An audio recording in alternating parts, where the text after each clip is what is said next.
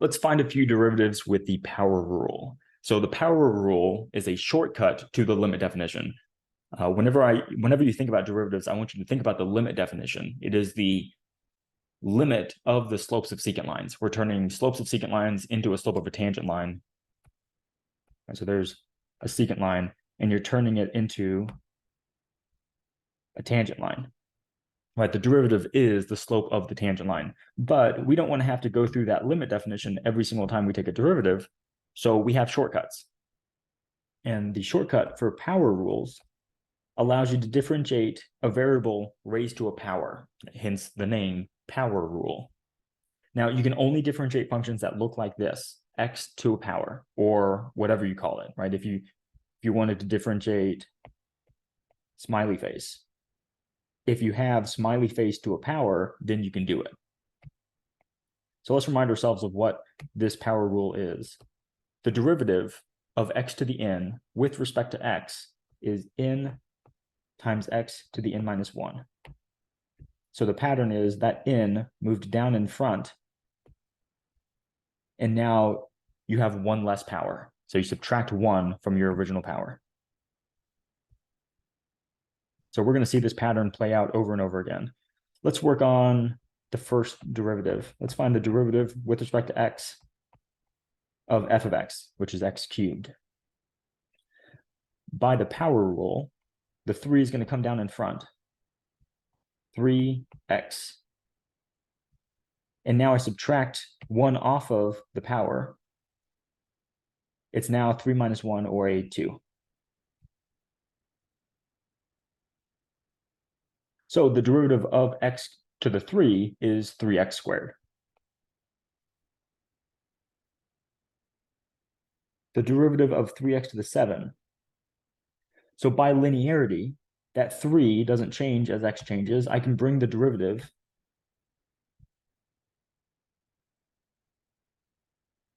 past the constant. All right, so this 3 comes out in front.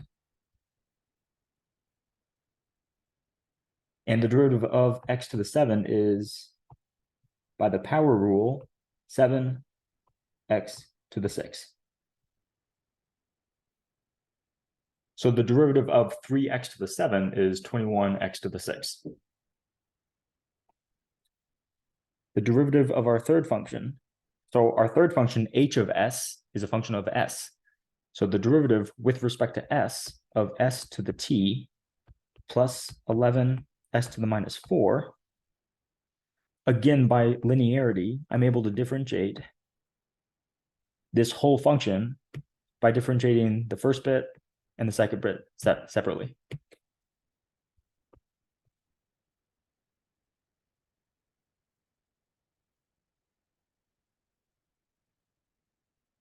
Now, when you differentiate s to the t with respect to s, that does match your power rule, right?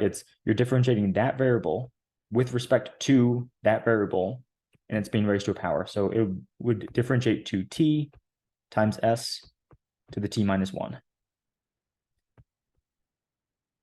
And the derivative of 11s to the minus 4 will become minus 44s to the minus 5.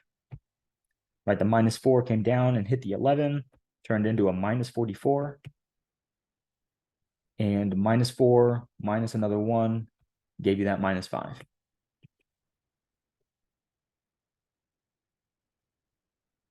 All right, our last function. Let's differentiate with respect to x. The square root of x cubed minus 1 over x. Now, as it stands here, this does not look like a power rule to me. So before we're ready to differentiate, let's just rewrite this function.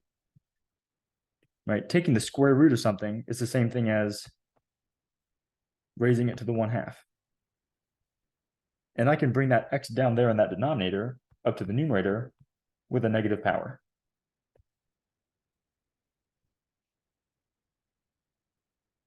All right, still not ready to differentiate yet because that does not look like a power rule, right? That is not x to some power. It's x to a power and then to another power. But with algebra, I know that whenever I iterate powers like that, if I cube something and then I square root it, that's the same thing as raising it to the 3/2. Now, notice we haven't done any calculus yet. This is all just using algebra to rewrite our function into a form where it's recognizable that we can use the power rule.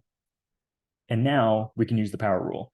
So when I differentiate this function with respect to x, I get 3/2 x to the 1/2 plus 1 over x squared.